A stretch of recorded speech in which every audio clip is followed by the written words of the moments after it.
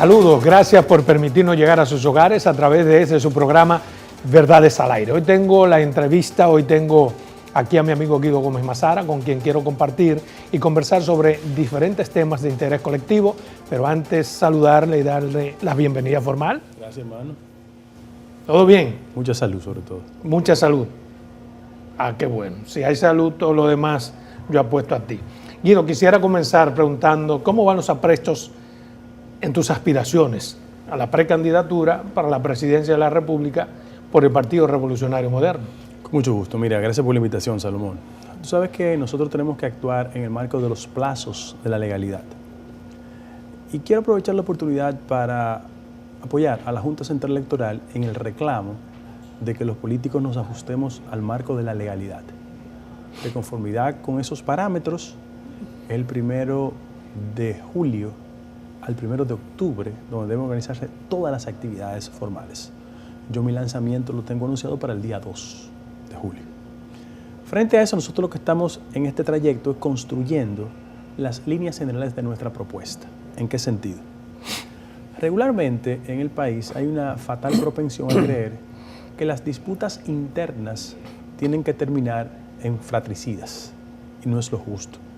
Yo he dicho que hacia lo interno de mi organización yo quiero presentar una propuesta política desde el punto de vista social económico, tenga las características diferenciadoras, pero también sepa reconocer los aspectos positivos de la gestión.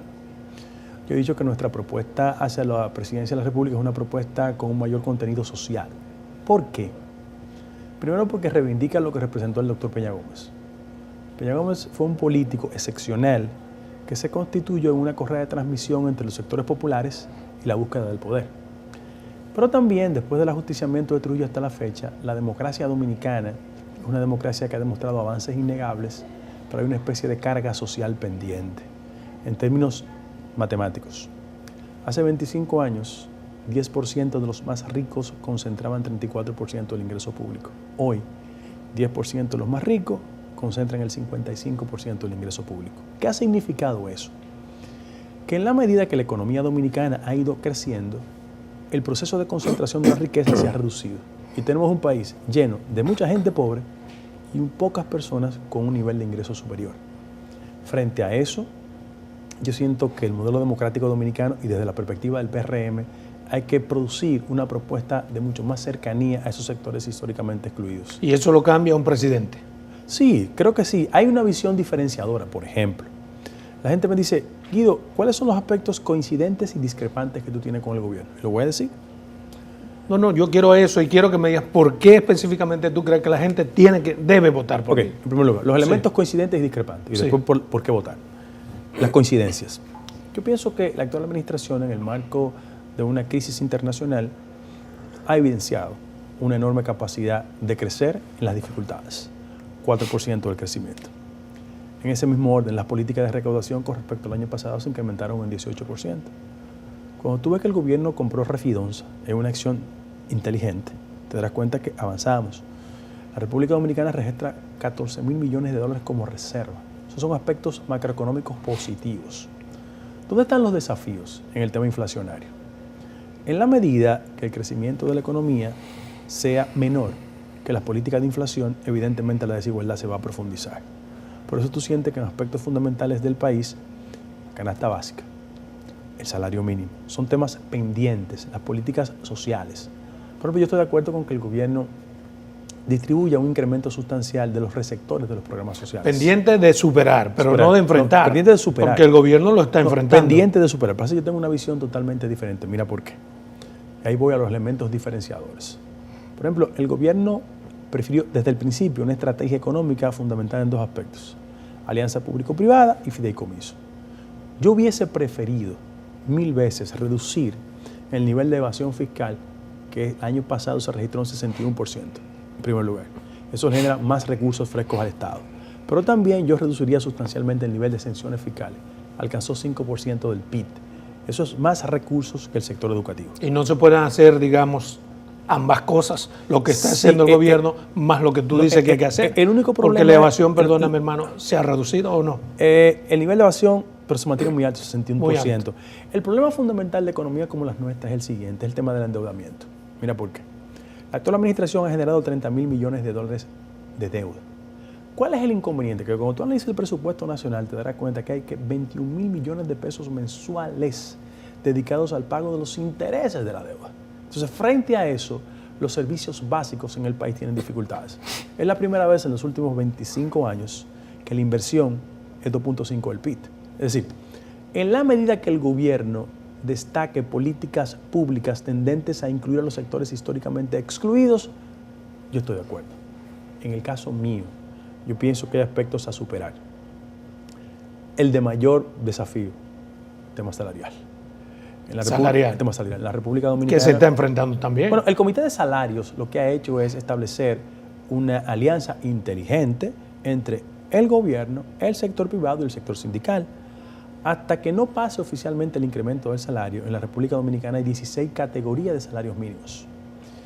Y cuando tú combinas 2.3 millones de personas que son las que están registradas en la Tesorería de la Seguridad Social, te darás cuenta que la economía dominicana todavía tiene 800.000 personas en el sector informal de la economía. Pero no le estarías atribuyendo como solución presidencial, en caso de que tú lo seas, a muchos temas que no están en una mano exclusiva del presidente. Pues, no, por ejemplo, pero depende del diseño de su política. Sí, pero yo a lo que me refiero es, digamos que el presidente o tú seas el presidente mañana. Esos sectores también inciden en la toma de decisiones y en el Congreso. Sí, pero, no dependen efectivamente lo que estoy diciendo es que la construcción de un proyecto de sociedad diferente, sobre todo en el siglo XXI, implica la concertación de esos sectores. Ahora, yo tengo diferencias sobre inversión en materia de política social del gobierno. Te doy 2 ejemplos de sentido común. El primero, el día que el país conoció de la tragedia en el Hospital San Lorenzo de los Minas de 34 niños neonatos muertos, ese mismo día el gobierno dominicano aprobaba 1.400 millones de pesos para publicidad. Digo yo, ¿qué es más importante para el país? Perfeccionar y mejorar el sistema de salud. Te lo doy como referencia. La inversión en América Latina con respecto al PIB del sector salud, 5%. Aquí es 1.9%. Es decir, esos son los... O sea, ¿tú crees que si hubiésemos utilizado esos 1.400 millones de publicidad, en eso se resuelve? Porque independientemente... Contribuye a amortiguar un déficit histórico en el sector salud. Lo que yo estoy definiendo es cuáles son las líneas de prioridad para el gobierno. Entonces, frente a ese acontecimiento, yo tengo una visión diferente. Te dije ese aspecto, te pongo otro aspecto sobre el debate nacional. La inseguridad. Yo sería un irresponsable si vengo aquí a decir que el fenómeno de la inseguridad es un fenómeno de 2 años y medio. No, es la acumulación de políticas de desigualdad. Ahora, ¿qué ha pasado? Que los dominicanos y las dominicanas hemos perdido la posibilidad de andar tranquilos por las calles. Frente a ese acontecimiento, yo hubiese preferido una mayor inversión en sectores donde yo presumo que el gobierno no prioriza. Te doy referencias. ¿Cuántos jóvenes en su periodo de vacaciones, tanto de mayo a agosto como en diciembre, podrían ser incorporados a programas sociales? Imagínate, en la marginalidad, en la periferia del centro de la ciudad. ¿Cuántos jóvenes en este país podrían contribuir con la mejoría de pintura en escuela, mejoría de pupitre? El problema no es más complejo de ahí, Guido. No, el problema es que esos temas que son fundamentales para el país implican una visión no inmediata, sino de solución práctica respecto del problema fundamental del país. Que hemos llegado a un estadio tal que esos jóvenes podrían, como tú dices, y estoy de acuerdo, participar en esa colaboración social, insertarse en materia laboral. Pero además de participar, también seguirían haciendo lo que hacen, porque ya como que hemos deteriorado lo que pasa es que demasiado la sociedad. Lo que pasa es que la República Dominicana liderea a los NINI, 505.000 jóvenes entre 18 y 35 años, ni trabajan ni estudian. Entonces, la esquina se ha constituido, tú y yo venimos de sectores pobres, sí. La esquina se ha constituido como una fuente de creatividad delictiva. Entonces, los gobiernos, si queremos apostar a un nivel de credibilidad del modelo democrático dominicano, tenemos que hacer una inversión en esa dirección. Claro, no hay cosa peor que un hombre ocioso. Pero yo te pregunto, por ejemplo, como PRMista, ¿por qué yo debo votar por ti? Perfectamente, te agradezco el planteamiento. Mira, yo siempre he creído que la primera persona del plural es mucho más inteligente que la primera persona del singular. Sí. Y te voy a responder como nosotros, porque somos un grupo de personas que estamos construyendo esa mayoría. Nosotros creemos que hacia lo interno del partido hay que procurar avenidas de acercar al partido a los sectores históricamente excluidos. No hablo de los que están fuera del partido, hablo de los que están dentro del partido. Dentro del partido. No porque yo opero con una lógica estrictamente clientelar, sino porque yo percibo que en aspectos importantes de las expectativas de muchos compañeros y compañeras no se han llenado. No hablo solo del empleo, aunque el empleo es un elemento, Hablo de la escasa solidaridad de mucha gente que en algún momento creó expectativas para los compañeros y compañeras. Yo te doy, por ejemplo, como referencia el servicio exterior. Hacia el año 2024, 1,2 millones de personas van a votar en la diáspora. ¿Por qué nosotros como partido político, desde el gobierno, nos comprometimos con respetar la representación en el exterior? Y las principales plazas en el exterior están incorporadas por dirigentes políticos locales. ¿Acaso los compañeros del exterior no tienen el derecho de bien representar al país desde una posición gubernamental?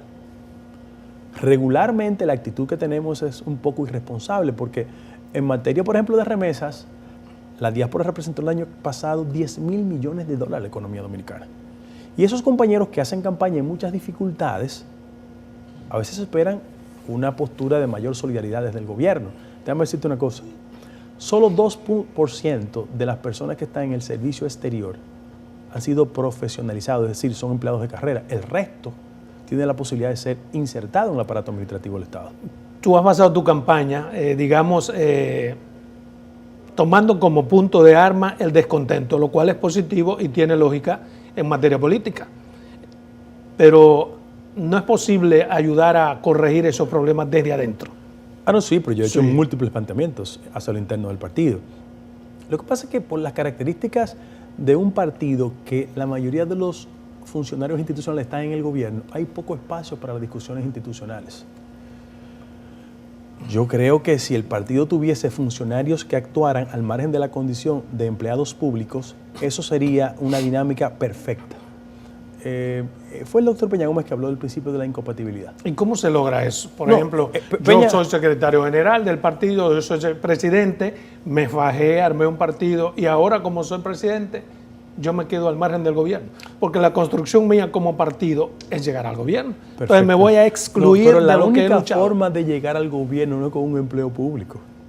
Yo pienso que hay que desconectar eso. Exacto. Por eso te pregunto, ¿cómo se haría Porque tiene eso? que existir una burocracia institucional. Tú tenías un amigo, yo también, que se llamaba Atuey de Camps, un referente inmediato. Dice mi compadre. Cuando nosotros ganamos la elección, Atuey se quedó en el partido. Porque el partido es una dinámica diaria que permite que el dirigente nuestro de cualquier sector, cuando se rompe una tubería, cuando hay dificultades de cualquier naturaleza, tenga la jerarquía política institucional para tocar la institución y resolver el problema. ¿Y qué le pasó a Atuey por haberse quedado en el partido? Tú y yo que lo conocemos. No, Atuey siempre fue una figura paradigmática. Sí, pero perdió una desconexión. La gente que fue al gobierno, él por ser un hombre amante de los principios que establecía, no fue al gobierno. Hubo una desconexión. Pero las dos referencias de éxito en el partido nuestro es gente que no estaba en el aparato partidario. Luis nunca fue autoridad fundamental del partido, ni Hipólito tampoco. Y llegaron a la presidencia de la República. Lo que estoy diciendo es que un partido político necesita que frente al combate de la política tener una expresión institucional que le defienda.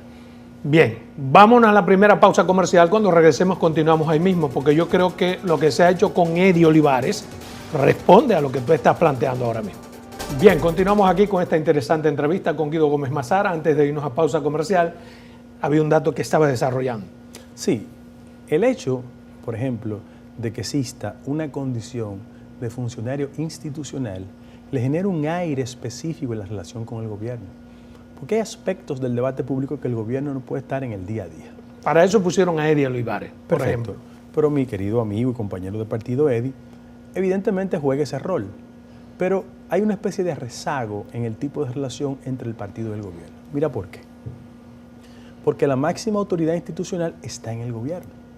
Y hacia el futuro inmediato que tenemos pendiente aspectos que tienen que ver con el desarrollo de la institucionalidad y competencias internas, nosotros, que somos competidores, por ejemplo, queremos ver cuál es la cara de quien comparte la condición de funcionario público y funcionario gubernamental.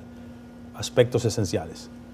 Si usted es funcionario del partido y usted cierra filas en el proceso a favor de cualquier candidato presidencial o de cualquier naturaleza, usted tiene que pedir licencia, porque es una regla esencial.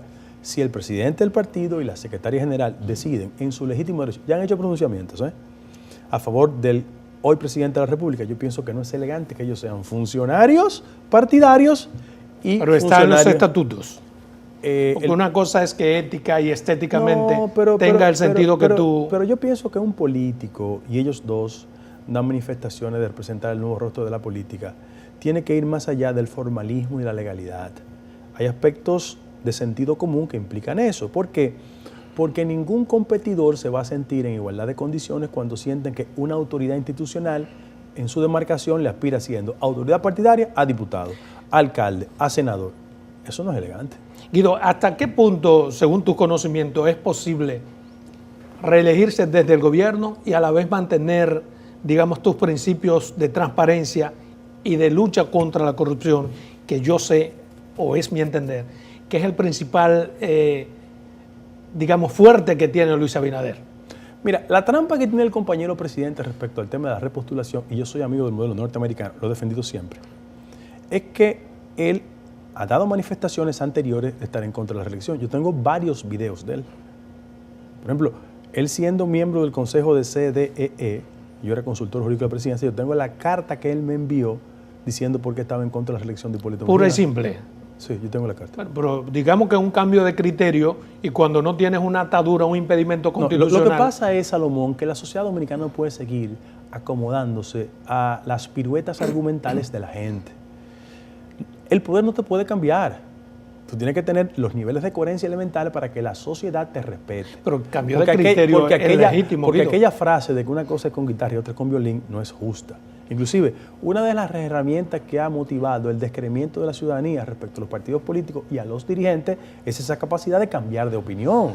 Pero la realidad es la que nos dice que ciertamente una cosa es con violín y otra con guitarra. Cuando tú estás haciendo, perdóname hermano, un buen gobierno, o entiendes, y la Constitución no te lo impide, no hay un escollo constitucional. ¿Y por qué hay una visión tan personalista de creer que solo una persona puede hacer un buen gobierno? Y la continuidad es mucho más elegante en la actual coyuntura, y yo no soy quien para decirle al presidente de la República cómo actuar, que el presidente de la República abdique, permita que gente en el partido compita, y él tiene la ventana, él tiene la ventana constitucional para presentarse ese futuro. Mira por qué. Pero la tiene ahora también, de reelegirse. Pero déjame decirte por qué. Y él tiene que coger la que más le convenga. No, la que más le convenga a él no es la que más le conviene al país. Son dos cosas diferentes. El presidente de la República sabe los riesgos de un ejercicio de candidatura a la repostulación desde el poder. En el viejo partido el éxito fue el siguiente. Guzmán le pasó a Jorge Blanco y ganamos. Con Hipólito insistimos y perdimos. Ahora, ¿cuál es el problema? Que el dirigente que no está satisfecho en todo el territorio nacional, que hay dirigentes que no están satisfechos, puede sentir poco entusiasmo cuando percibe que el candidato que no llenó sus expectativas, léase Luis Abinader, se presenta de nuevo. No pasaría lo mismo si hay otro candidato que es capaz de entusiasmar a los que están y a los que no fueron bien atendidos y a segmentos importantes de la sociedad. ¿Usted se refiere al dirigente del partido? Sí, y al ciudadano. Pues eso tendrá un momento que está muy próximo a definirse, porque habrá una convención. Sí. ¿Usted está de acuerdo con esa decisión, ese tipo de convención, que ustedes se van a gastar un proceso cerrado para...? Yo no soy un demócrata a medio tiempo. Yo tengo convicciones democráticas. Mira, si bien es cierto la jurisprudencia en el PRM es para la candidatura presidencial voto universal, directo y secreto, yo voy a competir, como va a competir el compañero Ramón. Ahora, para los otros cargos, generarle un ardid diciendo que es por el método de convención de delegados o por el método de encuesta, no es otra cosa que no sea alinear a todos los diputados y o aspirantes, a todos los senadores y o aspirantes, a todos los alcaldes y o aspirantes, a todos los regidores y o aspirantes, a que cierren filas con la voluntad gubernamental. Porque ellos saben que en el final de la jornada el gobierno va a pretender imponer candidatos. En muchas ¿usted no está de acuerdo con las primarias cerradas? No. Intuyo. No. Mi deseo hubiese sido abierta, inclusive. Pero si vamos a una convención, voto universal, directo y secreto en la presidencial, yo lo acepto, no tengo problema. Ahora, lo que me preocupa a mí es que en otros ámbitos de las aspiraciones no van a permitir que los compañeros voten. O sea, ¿cuál es el temor de que los compañeros participen en el proceso? Y voten. Eso es lo democrático. Nosotros construimos un partido diferente al anterior. Bueno, es democrático a partir de que la Constitución y la ley te da 7 métodos. Y si entre todos eligen uno de los 7, están dentro de la democracia. Lo que pasa es que la jurisprudencia del partido era otra. Era otra. No, y la jurisprudencia también obliga a ser coherente. Yo no puedo decir, vámonos de aquel partido porque no había democracia interna, pero ahora vamos a hacer interpretaciones antojadizas. Yo te dije a ti que cuando se seleccionó el método para las autoridades partidarias, ese método no era democrático. Porque de un de una estructura de 1,8 millones de personas, votaron 1.200 personas. La democracia no es restringir, es ampliar el marco de la participación.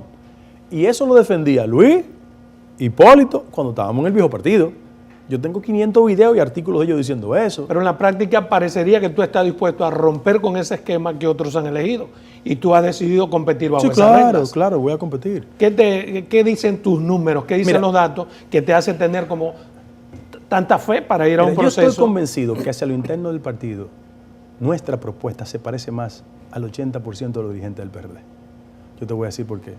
La gente en el partido sabe perfectamente que hay que derrotar al PLD, pero está muy convencido que parte importante de las políticas públicas del gobierno no se conectan con la base social de nosotros. Hay un concepto que yo no me he inventado. Eso es una frase de Bosch hace 50, 60 años, que habló de tutum pote, pescuezo largo y joven de machepa. Uno siente que en el diseño de políticas fundamentales del gobierno hay una concepción popicrática. ¿Y por qué? ¿Por qué? Porque todo parece indicar que hay una prioridad a incorporar gente y reglas de sectores no partidarios en la gestión gubernamental. Te voy a dar Cuando ejemplos. dicen, perdóname Guido, Popi, ¿se refieren a los que son ricos per se o a los ricos que no son del partido? Mira, el concepto de Popi no tiene que ver ni con asuntos étnicos ni con patrimonio. El Popi es un desconectado de la realidad social. En tu concepto. No. Pero pasa en América popular Latina. un Popi son pero, los hijos de los ricos y los ricos que no entienden la realidad de abajo. En América Latina, por ejemplo, son muy nuestros eso. En Ecuador tiene sinónimos. En Ecuador le dicen añiñados. En México le dicen fifí. En Colombia le dicen fresitas. Aquí le dicen popis. ¿Por qué? Porque una sociedad como la nuestra tan desigual requiere que todo ciudadano, independientemente de orientación ideológica, política, tenga una reacción a sensibilizarse por los problemas de exclusión social. ¿Qué dominicano no se siente insatisfecho como ciudadano cuando ve que los niveles de violencia intrafamiliar nos generan sangre todos los fines de semana en el país? Eso es un dominicano. Pero con cuando uno hace sensibilidad. una evaluación, digamos, perdóname Guido, de la estructura gubernamental, del funcionariato, por llamarlo de alguna forma, tú ves que menos de un 5% es extrapartido y es Popi, o hay más. No, las líneas fundamentales, yo te voy a decir, las líneas fundamentales del gobierno revelan dos aspectos. Políticas públicas conservadoras. Te recuerdo, el compromiso que hicimos en el programa de gobierno con las 3 causales, ¿qué ha pasado? ¿Se cumplió o no se cumplió? No, dímelo. En Congreso Nacional no. todavía estamos... O sea, no me vengas a decir a mí que la excusabilidad de una propuesta consignada en el programa de gobierno es que en el Congreso no se han puesto de acuerdo. No. Cuando el presidente ha querido pasar una cosa con su mayoría, la pasa. Esa es la verdad. Lo que pasa es que la naturaleza conservadora de Luis y el miedo a algunos sectores hegemónicos lo hacen comportarse de esa manera. ¿Verdad? Y la desobediencia de legisladores que tienen sus propias líneas y criterios hacen pensar que no son un sello gomígrafo. Pues eso también se toma en cuenta. No, pero el presidente de la República lo consignó en su programa de gobierno. Sí, está bien, yo estoy de acuerdo contigo. Bien. Y no solamente eso, hizo un compromiso. No, pero ahora la realidad... Entonces, ¿cómo tú vas a ir a procurar el concurso de esos sectores cuando tú lo has incumplido? Pero vamos al tema del partido. Muy de sentido común. ¿Tú sientes que las políticas fundamentales que impactan en la sociedad se parecen a la base social del partido? Mira, el Bandex aprobó el año pasado 3.000 millones de pesos para la clínica privada.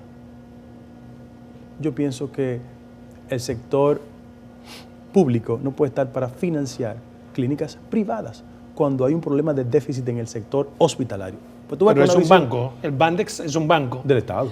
Sí, pero recuerda, el sector privado es parte de la economía nacional, paga sus impuestos y genera. Pero que yo no estoy en contra No, pero a lo que me refiero es, hermano, el Bandex, 3.000 millones, estoy de acuerdo contigo, para clínica privada, pero 300.000 millones para la pública. O sea, tienen que tomar en cuenta todos los sectores. Pero te comencé argumentando diciendo que en materia presupuestaria estamos más bajos en América Latina que el resto de los países en materia de inversión en el sector salud. Pero te pongo otro ejemplo. Yo pienso que es importante y fundamental que la gente lo discuta con racionalidad. En el programa de gobierno el presidente de la República hacía críticas fundamentales a las políticas de endeudamiento. Búscalo. Tú podrías decirme dos cosas, buenas del gobierno. No, te puedo decir 20. Okay. La mejor, la designación de Miriam Germán Brito como Procuradora General de la República. Excelente decisión. Es una contribución significativa al adesentamiento de la vida nacional. Lo aplaudo. O sea, la lucha anticorrupción. Oye, lo aplaudo totalmente. En segundo lugar, yo pienso que el gobierno en materia macroeconómica ha tenido una conducción inteligente. Que muy a pesar de los avatares internacionales, el gobierno da números importantes. Yo estoy de acuerdo con eso. Yo estoy de acuerdo, por ejemplo, con temas tan esenciales como lo que ha hecho SENASA en la incorporación de sectores históricamente excluidos de la protección de la seguridad social. Yo tengo temas de coincidencia con el gobierno. Por ejemplo, el hecho de que el gobierno a la llegada tuviese de receptores los programas sociales de 750,000 personas y tengan 1.4. Yo estoy de acuerdo con eso. Ahora, mi visión social es más cerca de los sectores excluidos. Claro, y tienes derecho legítimo. Y además, yo tengo un origen, Sí, claro. un origen, una tradición. Y cuando yo veo que muchos de los hacedores de políticas públicas del gobierno no conocen la realidad del barrio, reacciono. ¿Tú sabes por qué? Pero tú aceptarás los resultados que emanen. Pero yo siempre he sido respetuoso de los resultados. Siempre. No hay problema. Conmigo no hay duda de eso. O sea, yo nunca he estado en la franja contra el interés de mi partido. Oye, ¿por qué? En el 94 yo estaba con Peña. En el 96 yo estaba con Peña. Sí. Yo no sé si todos pueden decir lo mismo que estaban con Peña. Yo sí estaba con Peña Gómez. Entonces yo siempre he estado del lado que tengo que estar.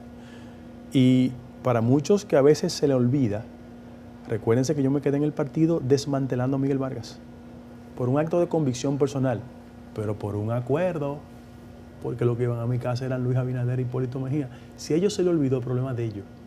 ¿Cuál fue el acuerdo? No se me olvidó.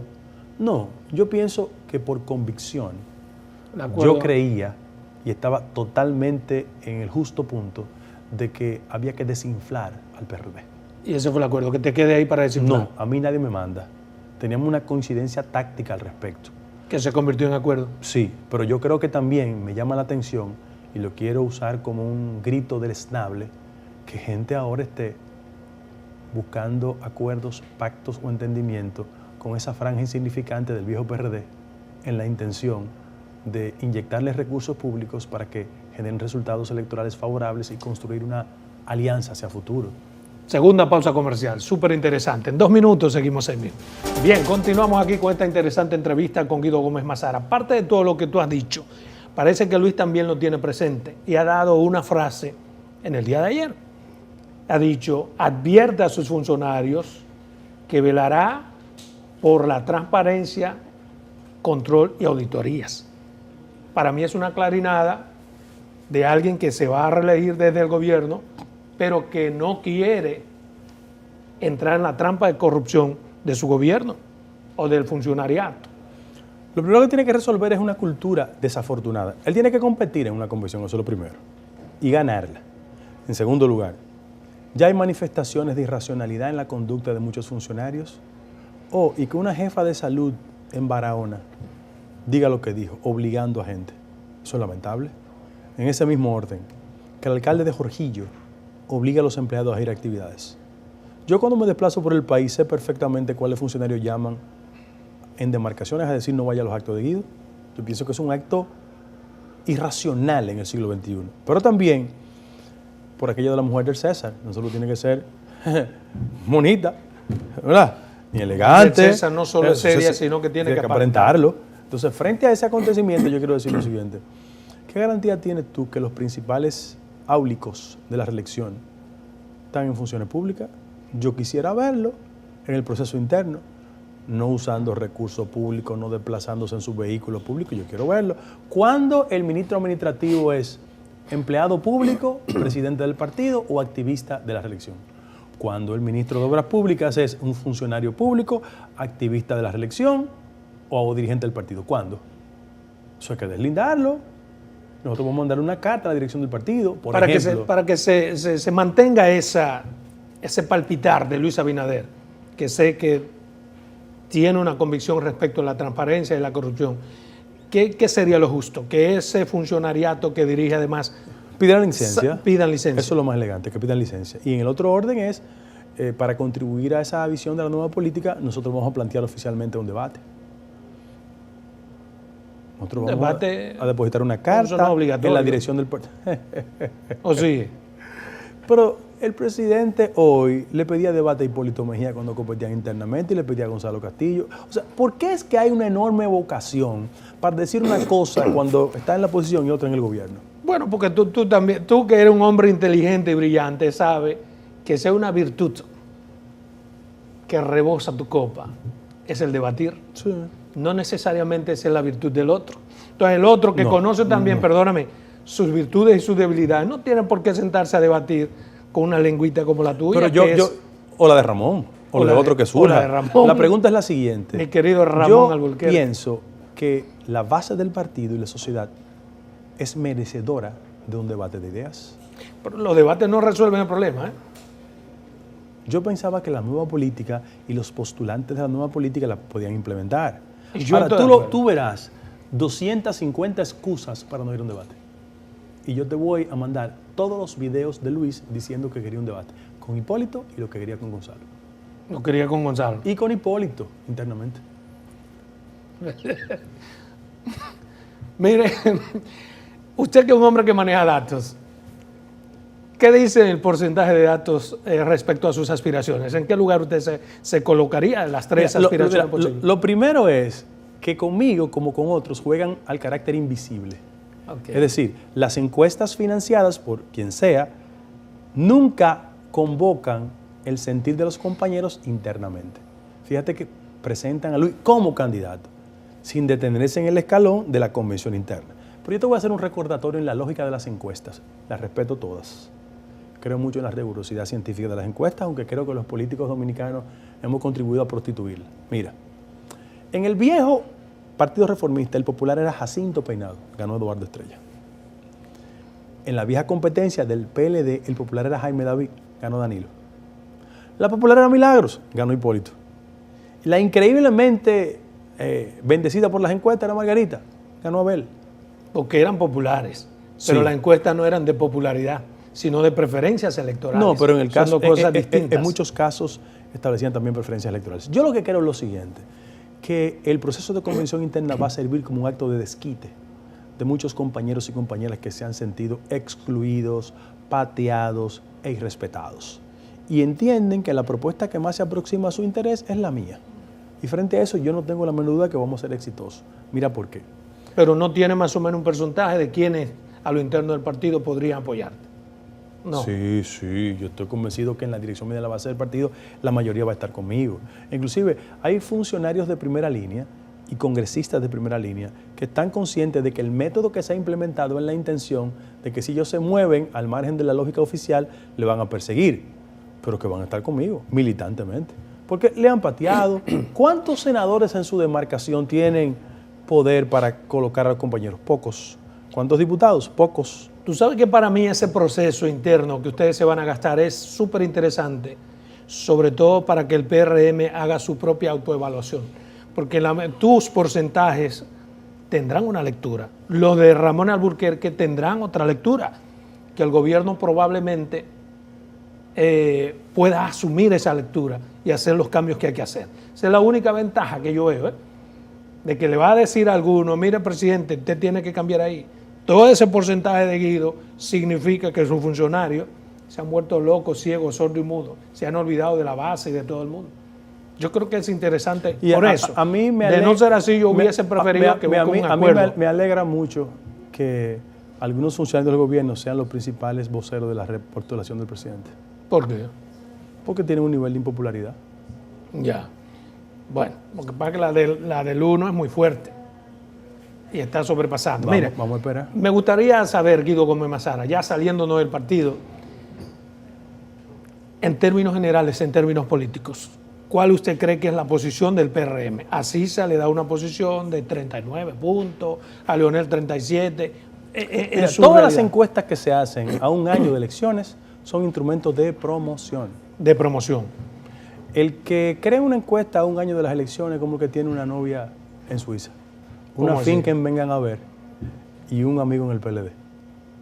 No tiene Ni nada. tiene finca, ni tiene novia, ni tiene amigo. Eso no. Pero no. ¿cómo tú crees, cómo tú ves la fortaleza del partido respecto a los partidos de oposición? No, yo pienso que el gran éxito del PRM en la actual coyuntura es la fragmentación de la fuerza opositora. De la fuerza opositora. Mi instinto me dice que ellos se van a juntar, ¿eh? Mi instinto me dice que ellos se van a juntar. Y eso genera una mayor atracción a un candidato diferente que no sea Luis. Yo lo quiero repetir. El éxito de nosotros radica en construir una candidatura diferente. Mira por qué. Porque la candidatura de Luis consolida la ira de un PLD que se siente perseguido y que entiende que si no tiene posibilidades va a apoyar a Leonel Fernández. En el caso PLD. Sí. Hay gente del PLD. No es más fácil desde el gobierno concitar a la parte que hay que concitar del PLD. El problema es que los PLDistas que están dando el salto no pueden por arte de magia constituirse en éticamente blindados cuando teníamos años descalificándolos. Esos son los que están dando el salto. ¿O tú crees que esos que vienen lo hacen por el lenguaje seductor del gobierno o por la fascinación ideológica de las cosas del gobierno? No, lo hacen por el presupuesto nacional. Exactamente. Si desde el gobierno se tiene esa posibilidad y se utiliza. Pero nosotros no criticábamos ese método. Bueno, porque en política... No, esa regla de que en política todo se puede ya no es posible porque la sociedad observa y nos castiga. El hecho de que el PLD se creyó como amo y señor del país en función de que manejaba el presupuesto, ahí está la lesión. El que crea que la fuerza del dinero sustituye la calidad y la competencia, que se pregunte por qué perdió Gonzalo. Mira, en el país, y ya a mí no me gusta personalizar, pero aquí hay figuras que mal creyeron que la fuerza del dinero lo hacía políticos nacionales. Amable Ariztid, lo tengo en gloria, era líder en Higüey por las características clientelares, pero cuando hizo un esfuerzo nacional, distribuía pollo y cerdo y salami, porque no tenía propuestas. El problema, Guido, es que si nadie gana en primera vuelta, las posibilidades de que Luis gane en segunda vuelta son mucho mayores.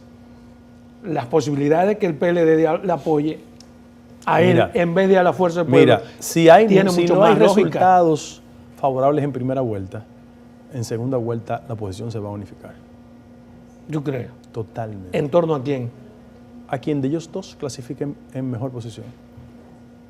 ¿Tú te imaginas, por ejemplo, el candidato del PLD apoyando a Leonel Fernández? Significa la desaparición de él políticamente. Porque Leonel se va a chupar 8 y después Leonel viene el hijo de Leonel. No, pero la política no es un acto de transferencia pero se construye por sangre. Aquí hay 2 o 3 políticos, entre ellos amigos tuyos, que creen que la condición genética le transfiere liderazgo a los otros. Eso no es así. Pero se tiene la posibilidad de construir liderazgos. Eso no es así. En la historia política dominicana, de la fundación de la República hasta la fecha, ningún presidente le ha transferido un hijo. Eso no es así. Son fuerzas sociales, coyuntura, capacidades y talentos, eso es otra cosa. Sí. Ahora, en el caso específico de la fuerza opositora, yo creo que ellos se van a unificar. Mira por qué. El PLD sabe cuán impactado está la marca partido. Los procesos de corrupción le han dado en la madre. Y además hay algunos temas pendientes. Hay 2 temas pendientes que yo estoy llevando, que yo espero que le den salida. Entonces, eso afectó la marca partido. Y frente a esa afección, ellos van a tratar de comportarse o combinarse en una fórmula que le dé un aliento de victoria. O sea, una alianza, digamos, vamos a juntarnos para que no nos jodan. Algo así. Bueno, ellos quisieran tener un mejor ambiente procesal. Eso es lo que yo pienso. Porque con Miriam, Jenny y el magistrado Camacho, ahí no hay forma humana de que las negociaciones políticas prevalezcan. Bueno, mire, quisiera preguntarle otros temas que yo sé que usted domina muy bien y que son interesantes. La Junta Central Electoral ha decidido mediante resolución respecto al 20% de las reservas electorales. ¿Usted cuál es su posición respecto a esto? Totalmente de acuerdo con la Junta. Es que no es la Junta, es una sentencia del Tribunal Superior Electoral. Mira, la clase política en este país tiene que aprender a respetar las normas institucionales. Es una sentencia del Tribunal Superior Electoral.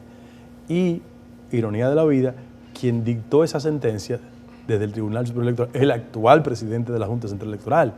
O sea, que él es coherente consigo mismo. Él le haría un flaco servicio a hacer una interpretación diferente. Yo estoy de acuerdo con la resolución. Sí. Totalmente. Pero en términos políticos, el grado de afectación no se puede vislumbrar. Sí, pero la Junta Central Electoral no está para acomodar la situación de los partidos políticos. Los partidos políticos tienen que determinar su suerte ellos. De conformidad con esa decisión, la alianza solo permite 6 senadores. ¿De conformidad con esa resolución? Sí, y va a ser un 20% en todos los grados de aspiración. Entonces, la Junta obvió lo que se llama el principio de favorabilidad. 26 partidos objetan esa decisión. Bueno, PRM le da ni frío ni caliente. ¿A quién hay que tomar en cuenta?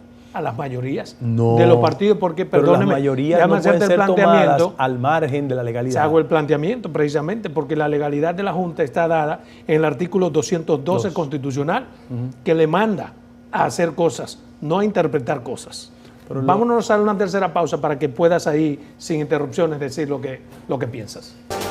Bien, continuamos aquí con Guido Gómez Mazara. Antes de irnos a la pausa obligatoria, ¿usted quería decir algo? Expláyese. No, yo quiero decir lo siguiente. En el país, el hecho de que exista altas cortes en materia electoral ha generado una tranquilidad de que en el marco de cualquier tipo de litigación viene una sentencia y hay un carácter de respetabilidad. Ahora, las partes que se sientan inconformes con la sentencia tienen que atacarla. Exacto. Estamos en un Estado de Derecho. Si los partidos de oposición se sienten inconformes, que la ataquen. Eso es lo normal y nosotros esperamos que si ellos se sienten conformes en esa dirección, lo hagan. Ahora, yo lo que creo es que esa sentencia del Tribunal Superior Electoral, hasta prueba en contrario, hay que respetarla. Pero recuerde que no es irradiante, porque no. es un tribunal difuso. Claro. Consecuentemente, esa sentencia vale para el caso específico. Y hay una realidad en la que el principio de favorabilidad debió ser tomado en cuenta. Pero vamos a esperar. Yo creo que para eso están los estamentos, para que recurra. Y hay que ponerlo a funcionar. Exacto, y no hay por qué exorcitar a la sociedad. No, y decir que se va a hacer marchas y cosas así. Exactamente, no es necesario. Es en los canales institucionales. Mire, ¿usted favorece el juicio político a la Cámara de Cuentas? Totalmente. ¿Sí? ¿Por qué? Porque siento que hay un mal de fondo. Los congresistas no se dieron cuenta de la construcción de una mayoría práctica en la Cámara de Cuentas que obstruye el funcionamiento de esa institución. Ahí hay 3 votos consolidados de 3 distinguidas damas que yo siento que han priorizado el interés de agendas político-partidarias para que las decisiones de la Cámara de Cuentas sean obstruidas respecto a todo este proceso de combate a la corrupción. Usted explica muy bien. ¿Podría explicar eso? Sí. Sí. De los 5 titulares, tanto el presidente como el doctor Fernández han actuado más con el espíritu de la institucionalidad. Yo puedo dar como dato de que tanto la distinguida dama McKinsey, titular de la Cámara de Cuentas, como la doctora Catano, tienen vínculos de carácter político cuasi público. ¿Con quién? No, con el PLD. Con el PLD. Sí, y le voy a dar un dato. ¿Y el presidente de la Cámara, con quién tiene vínculo político? No, hombre, eso es no tiene vínculo. Eso es un relato falso, el de Janel, de verdad. El que su padre es del PRM y que él es una hechura del PRM, eso es falso. Eso no es verdad, totalmente falso. Porque sería como que usted que tiene vínculos políticos no puede accesar a una posición pública. No, en el caso de la Cámara de Cuentas hay una limitación con el tema de las militancias partidarias. Pero, por ejemplo, en el caso de la señora McKenzie, ella fue ayudante de Donald Guerrero. De Donald Guerrero. Sí, y en sí. Ella estuvo en el Ministerio de Finanzas antes, hoy se llama Hacienda. Y la doctora Catano es esposa de un connotado dirigente del PLD. ¿De cuál? Del este del país. ¿Cómo se llama? No. Yo, como la conozco, no quiero llegar a temas personales. Bueno. Sí, pero ellos tienen un vínculo, es evidente. Fíjate que es la primera vez que tanto la procuradora como doña Jenny tienen que ir in situ a la Cámara de Cuentas. ¿A ti se te olvidó que la magistrada Garavito dictó una orden de allanamiento?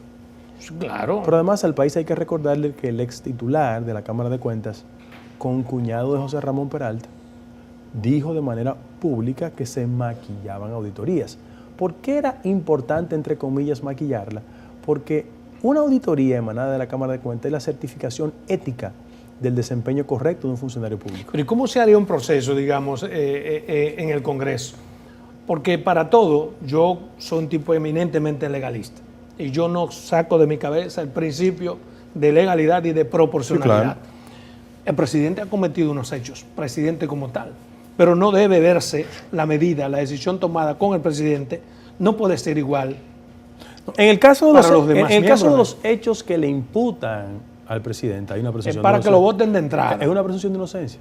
Hay una presunción de inocencia. Tiene que intervenir una decisión para excluirlo. Ahora, en el caso específico del juicio político, yo pienso que al final de la jornada lo conocerá la Cámara de Diputados, ya tiene una comisión y eso va a terminar en la barra del Senado. Pero si hay una presunción de inocencia para el presidente, no es para todos. Tiene que haberla triplemente para los demás. No, es para todos. Pero le digo, entonces el principio de proporcionalidad dice que aquellos que no han hecho nada o que públicamente han mantenido una conducta que no ha sido cuestionada, no pueden ser juzgados con el mismo rasero que el presidente. Pero el simple cuestionamiento de una empleada no afecta la presunción de inocencia del presidente de la Cámara de Cuentas. ¿Por qué vamos a hacer juicio político? No, en el caso del juicio político es por otros aspectos. El presidente de la Cámara de Cuentas ha admitido públicamente los niveles de obstrucción en el funcionamiento. Ha admitido que él no sirve para eso, debió salir. No, pero sí, porque me han puesto a tomar decisiones al margen de la ley. También, él debió irse ahí. Pero él también ha generado una impugnación a la conducta incorrecta de 3 miembros de la Cámara. Por eso tiene que ser la suerte del Senado la que decida qué hacer con los miembros de la Cámara de Cuentas. Guido, este proceso que hay para tratar de quitar su curul a un diputado del Partido Revolucionario Moderno, ¿qué te parece? ¿Tú crees que es correcto? Mira, lo primero es que aquí hay mucha hipocresía acumulada respecto a ese tema. ¿Cómo así? Bien, porque el partido debió tomar una decisión antes. Antes. Sí, pero no solo por la imputación gravísima que le hacen en la jurisdicción norteamericana.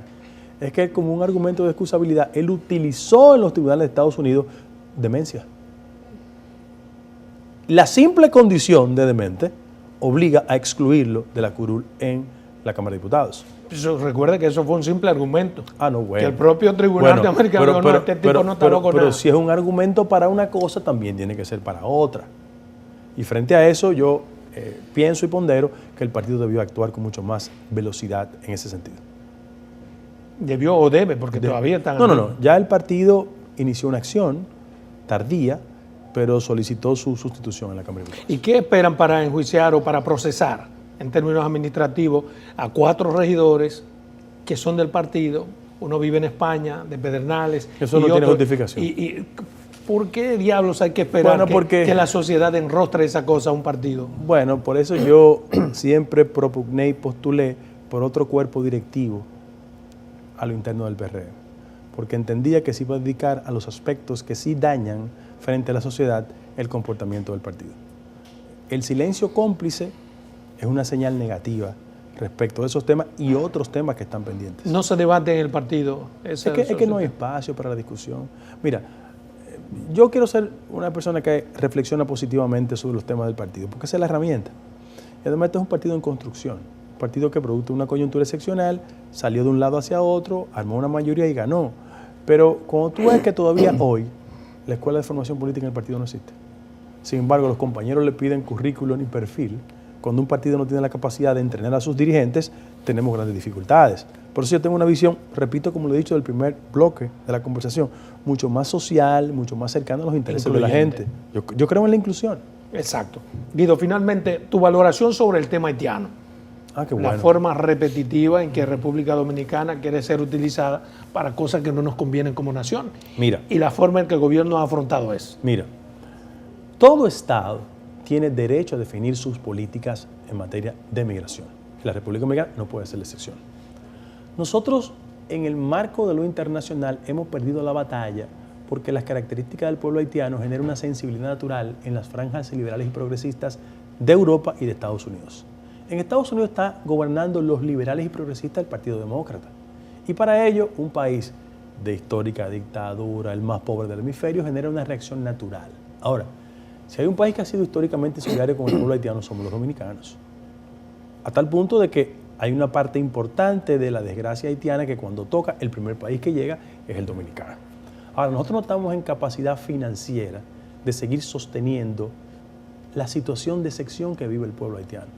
Lo mejor que le puede pasar a Haití es transitar la ruta institucional, elecciones, una mejoría sustancial en la economía haitiana. ¿Por qué? Porque el nivel de presencia de indocumentados dominicanos en Estados Unidos tiene una reacción totalmente diferente a de migrantes indocumentados haitianos en la República Dominicana.